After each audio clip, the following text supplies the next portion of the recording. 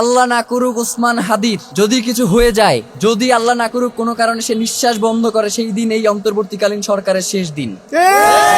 আমরা চুপ রয়েছি এর জন্য আপনারা মনে করবেন না ওসমান হাদি শুধু একা। বাংলাদেশের 18 কোটি জনতা এখন ওসমান হাদি বলে স্লোগান দেয় যে আমরাই ওসমান হাদি। খুনি আমাদের প্রতিবেশী রাষ্ট্র ভারতে পালিয়েছে, এই খুনি ইতিপূর্বেও গ্রেফতার হয়েছে। তার এই জামিন ওসমান হাদিদের মতো যারা জুলাইয়ের কণ্ঠস্বর, তাদেরকে আসলে মেরে ফেলার জন্যই এদেরকে বের করা হয়েছে। আমাদের আইনজীবীরা বাংলাদেশের প্রেক্ষাপটে তারা আসলে এই পেশাটাকে যে কিভাবে গ্রহণ করে আমি জানি না। মানে তারা মনে করে যে টাকার কাছে মানবতা বিক্রি করে দেয়া যায়। বাংলাদেশের যে গোয়েন্দা সংস্থাগুলো রয়েছে তারা সম্পূর্ণভাবে এক্ষেত্রে অসহযোগিতা করেছে। আমার কাছে মনে হয় যে এখনো গোয়েন্দা সংস্থার মধ্যে এমন কিছু লোক রয়ে গেছেন যারা এখনো চাচ্ছে না যে বাংলাদেশ তার স্বাধীনতা সার্বভৌমত্ব ফিরে পাক। যারাই এবং যখনই কোনো গুম খুন এবং হত্যা হয়, সেই খুনির আশ্রয়দাতা অটোমেটিক্যালি ভারত হয়ে যায়। তো একটা প্রতিবেশী রাষ্ট্রের দায়িত্ব কি তার পার্শ্ববর্তী রাষ্ট্রের যে নিরাপত্তা যারা বিঘ্নিত করে তাদেরকে আশ্রয় দেয়া, নাকি তার পার্শ্ববর্তী রাষ্ট্রের নিরাপত্তা যাতে কোনোভাবে ব্যাহত না হয় সেই দিকে সহযোগিতা করা? বাংলাদেশে ভারতীয় দূতাবাসের আর কোনো কার্যক্রম চলতে দেয়া হবে না। যেই রাষ্ট্র বাংলাদেশের স্বাধীনতার সার্বভৌমত্বকে বিনষ্ট করে দিতে চায়, যারা বারংবার বাংলাদেশের এই মানচিত্রে যারা থাবা বসিয়েছে তাদেরকে আশ্রয় দিয়েছে, এবং এই খুনি পতিত স্বৈরাচার হাসিনাকে যারা এখন পর্যন্ত লালন পালন করছে, সেই রাষ্ট্রের সাথে বাংলাদেশের সুসম্পর্ক থাকবার আর কোনো কারণ হতে পারে না। ডক্টর ইউনূস মহোদয়, আপনি খুব সুন্দর সুন্দর করে কথা বলেন, মাঝে মধ্যে একটু মুচকি হাসেনও। আপনার লজ্জা পাওয়া উচিত। যে ওসমান হাদি নিরাপত্তা নিশ্চিত করতে পারেন না, অথচ আপনারা বলেন ফেব্রুয়ারির 12 তারিখে আপনারা নাকি নির্বাচন করবেন। এক আসনের প্রার্থীর আপনারা নিরাপত্তা নিশ্চিত করতে পারেন না, আর 300 আসনে আপনারা ইলেকশন করবেন এবং সেই ইলেকশন সুষ্ঠু হবে, কোনো ঝামেলা হবে না এবং সবথেকে সুন্দর নির্বাচন হবে, এমন কথা যখন আপনারা বলেন তখন আপনাদের মুখে আমাদের থুতু মারতে ইচ্ছে হয়। হায়াতে তাইয়েবা নসিব করেন এবং আপনাদের সামনে বাংলাদেশের মানুষের হয়ে বাংলাদেশের জনতার কথা বলতে পারে, আল্লাহ যাতে তাকে সেই তৌফিক নসিব করেন। প্রিয় ভাইয়েরা, ওসমান ভাইয়ের শারীরিক অবস্থার কথা আপনারা জানতে চেয়েছেন। ওসমান ভাইয়ের বর্তমান শারীরিক অবস্থা হচ্ছে গত 2 দিন ধরে যেমন ছিল খুব একটা পরিবর্তন আসে নাই। তবে আজকে আমরা বোর্ড মিটিংয়ে ডাক্তারদের সাথে কথা বলেছি, তারা আমাদেরকে জানিয়েছে যে পরিবার চাইলে কিংবা রাষ্ট্র যদি মনে করে তাহলে ওসমান হাদিকে তারা উন্নত চিকিৎসার জন্য বিদেশে প্রেরণ করতে পারে। তো আমরা ইতিমধ্যেই ইনকিলাব মঞ্চের পক্ষ থেকে, যেহেতু আপনারা জানেন যে সরকারিভাবে যদি কোনো একজন পেশেন্টকে পাঠানো হয় বিদেশে, সেক্ষেত্রে কিছু প্রসিডিউর রয়েছে। তো ইনকিলাব মঞ্চের ভাই বোনেরা এবং তার পরিবার তারা অলরেডি প্রায় 1.5 কোটি টাকায় ধার করে এয়ারক্রাফট তারা ভাড়া করেছে ওসমান হাদিকে বিদেশে চিকিৎসার জন্য। সেক্ষেত্রে তারা এখন পর্যন্ত সরকারের কাছ থেকে কোনো ধরনের সহায়তা গ্রহণ করে নাই। ভাইয়েরা, ওসমান হাদি বাংলাদেশে, আপনারা এখানে যারা আছেন অধিকাংশই আমার নাম জানেন না, সেটা আমি জানি, কিন্তু বাংলাদেশের এমন কোনো জায়গা নাই যেইখানে ওসমান হাদি তাকে চেনে না এমন একজন মানুষ রয়েছে। সুতরাং সেই ওসমান হাদি বিভিন্ন সময়ে আপনাদেরকে জানিয়েছেন যে তার উপরে হত্যার হুমকি রয়েছে, বিভিন্নভাবে বিভিন্ন মাধ্যমে তাকে হত্যার হুমকি দিয়েছে বিদেশ থেকে এবং বাংলাদেশের বিভিন্ন নাম্বার থেকে। এবং শাহবাগ থানায় গত ডিসেম্বরে একটা জিডিও করা হয়েছে, এবং এই হামলার কিছুদিন সপ্তাহখানেক আগেও ওসমান হাদি নিজের প্রোফাইলে একটা পোস্ট দিয়েছিলেন এবং সেখানে তাকে যারা হত্যার হুমকি দিয়েছিল তাদের নাম্বার সে পাবলিক করে দিয়েছিল। বাংলাদেশ সরকার যারা দায়িত্বে রয়েছেন, যে সকল গোয়েন্দা সংস্থা, অত্যন্ত হাস্যকর বিষয় যে ওসমান হাদির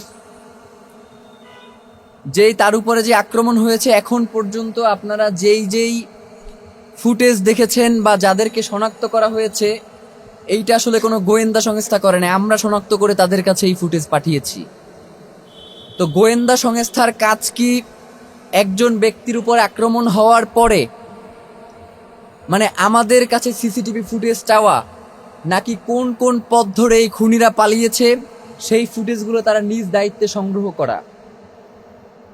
রাত 10টার সময় সিআইডির একটা টিম এই হসপিটালে এসেছে, রাত 2টায়, দুঃখিত।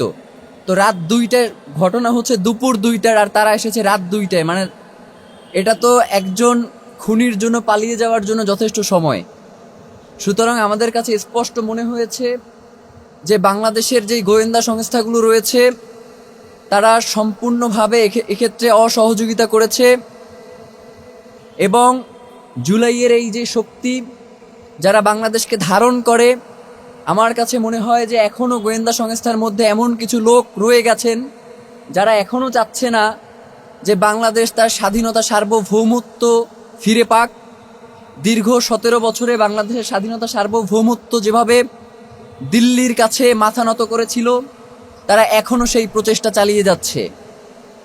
এবং ইতিমধ্যেই আমরা সংবাদ মাধ্যমের জানতে পেরেছি, এটা সম্ভবত 5 থেকে 10 মিনিট আগের ঘটনা, যে তারা বলেছে যে খুনি আমাদের প্রতিবেশী রাষ্ট্র ভারতে পালিয়েছে।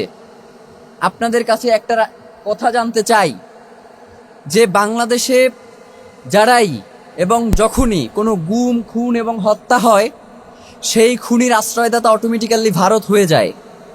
তো একটা প্রতিবেশী রাষ্ট্রের দায়িত্ব কি তার পার্শ্ববর্তী রাষ্ট্রের যে নিরাপত্তা, যারা বিঘ্নিত করে তাদেরকে আশ্রয় দেয়া, নাকি তার পার্শ্ববর্তী রাষ্ট্রের নিরাপত্তা যাতে কোনোভাবে ব্যাহত না হয় সেই দিকে সহযোগিতা করা?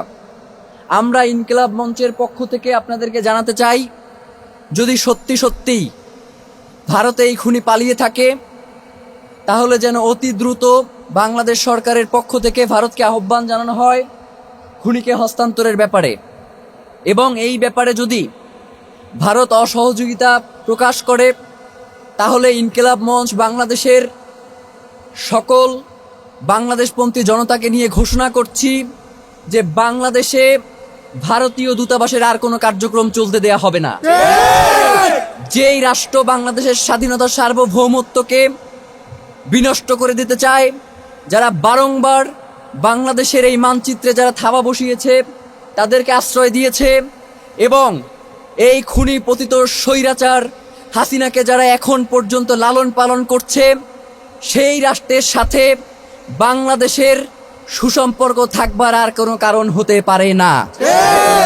আমরা বাংলাদেশের জনগণ হিসেবে আপনাদের মাধ্যমে বহির্বিশ্বের যারা আছেন তাদেরকে একটা বার্তা দিতে চাই যে আপনারা অতি দ্রুত বাংলাদেশের স্বাধীনতা, সার্বভৌমত্বের ব্যাপারে যে আশঙ্কা দেখা দিয়েছে এবং বাংলাদেশের সার্বভৌমত্বকে যারা বিভিন্নভাবে বিনষ্ট করার চেষ্টা করছে, বহির্বিশ্বে যারা রয়েছেন, আপনারা অতি দ্রুত এই প্রতিবেশী, এই আধিপত্যবাদের যেই শক্তিটা রয়েছে, যারা বাংলাদেশকে অকার্যকর রাষ্ট্রে পরিণত করতে চায়, তাদের বিরুদ্ধে আপনাদের জোরালো কণ্ঠস্বর আমরা শুনতে চাই।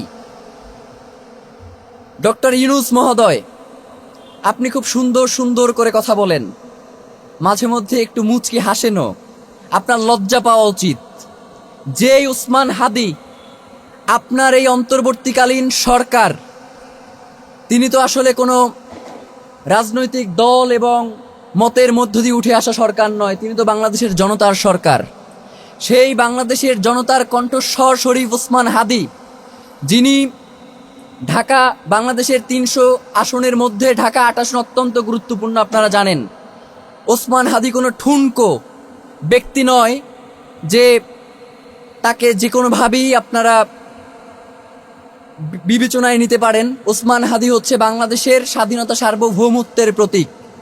সুতরাং আপনারা ওসমান হাদির নিরাপত্তা নিশ্চিত করতে পারেন না, অথচ আপনারা বলেন ফেব্রুয়ারির 12 তারিখে আপনারা নাকি নির্বাচন করবেন। এক আসনের প্রার্থীর আপনারা নিরাপত্তা নিশ্চিত করতে পারেন না, আর 300 আসনে আপনারা ইলেকশন করবেন এবং সেই ইলেকশন সুষ্ঠু হবে, কোনো ঝামেলা হবে না এবং সবথেকে সুন্দর নির্বাচন হবে, এমন কথা যখন আপনারা বলেন তখন আপনাদের মুখে আমাদের থুতু মারতে ইচ্ছে হয়। আপনাদেরকে আমরা জানাতে চাই যে ইতিপূর্বেও ওসমান হাদি তার শঙ্কার কথা জানানোর পরেও কেন গোয়েন্দা সংস্থা থেকে তাদের বিরুদ্ধে কোনো ধরনের ব্যবস্থা নেওয়া হলো না, এবং আপনারা জানেন যে এই যে খুনি, এই খুনি ইতিপূর্বেও গ্রেফতার হয়েছে এবং তাকে এই সরকারের আমলেই জামিন দেওয়া হয়েছে।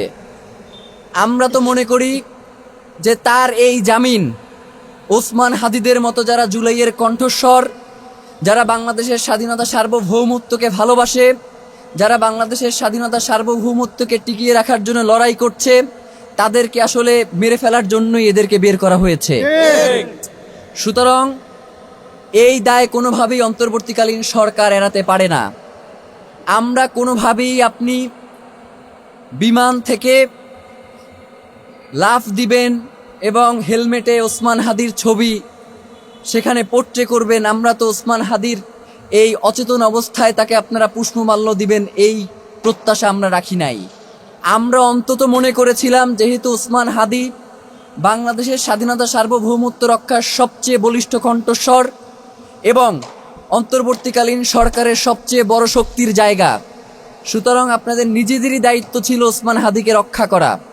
যেহেতু আপনারা ওসমান হাদিকে আমরা 48 ঘন্টা সময় দিয়েছিলাম, আপনারা এই 48 ঘন্টার মধ্যে ওসমান হাদির যারা খুনি রয়েছে তাদেরকে আপনারা গ্রেফতার করতে পারেন নাই। সুতরাং আমরা ইনকিলাব মঞ্চ এবং বাংলাদেশের জনতার মতামতকে প্রাধান্য দিয়ে আপনাদেরকে বলছি যে ওসমান হাদির জন্য আপনারা খাস করে দোয়া করেন।